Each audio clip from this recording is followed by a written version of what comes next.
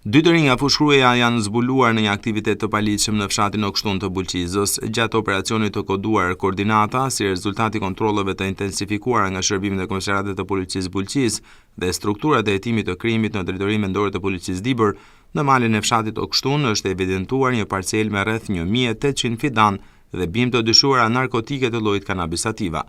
Gjatë ndërhyrjes nga shërbimet e policisë është arrestuar në flagrancë shtetasi AK 19 vjeç, banues në fushkruj. Në vijim të operacionit u identifikua dhe u shpall në kërkim shtetasi AZ 21 vjeç, banues në fushkruj, bashkëpunëtor me të arrestuarin.